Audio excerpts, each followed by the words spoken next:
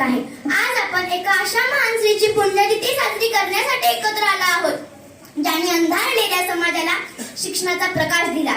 त्या म्हणजे क्रांतीज्योती सावित्रीबाई फुले. त्या काळात समाजात स्त्रियांना शिक्षण देण्याचा अधिकार नव्हता. मुलींनी शाळेत जाऊ नये असे लोक मानायचे. पण सावित्रीबाईंनी या अन्यायाला दयाने आव्हान दिले. त्यांनी केवळ स्वप्न पाहिले नाही, तर ती स्वप्न पूर्ण करण्यासाठी संघर्ष केला. शाळेत जाताना त्यांच्यात दगडे फेकले गेली, चिखल टाकला गेला, अपमान केला गेला, पण त्या थांबल्या नाही. कारण त्यांना माहित होतं, शिक्षण हेच समाज बदलण्याचे सर्वात मोठे शस्त्र आहे.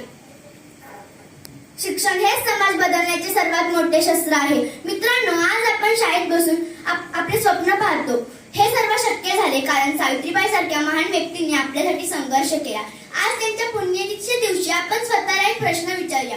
आपण त्यांच्या स्वप्नातील शिक्षित समतामूलक समाज घडवण्यासाठी काय करत आहोत? चला तर आज आपण सर्वजण एक संकल्प करू, ज्ञानाचा प्रसार करू, अंधश्रद्धा दूर करू व प्रत्येक मुलगा मुलगी शिक्षित होईल असा समाज निर्माण करू. ही सावित्रीबाईंना खरी आदरांजली ठरेल. फक्त जाता एवढंच बोलून जाते, अपमान दगड सहन केले पण कधीही हार मानली नाही. अपमान दगड सहन केले पण कधीही हार मानली नाही. स्त्री शिक्षणाची दीपज्योत सावित्रीबाईंनी विजू दिली नाही. सावित्रीबाईंनी विजू दिली नाही. धन्यवाद.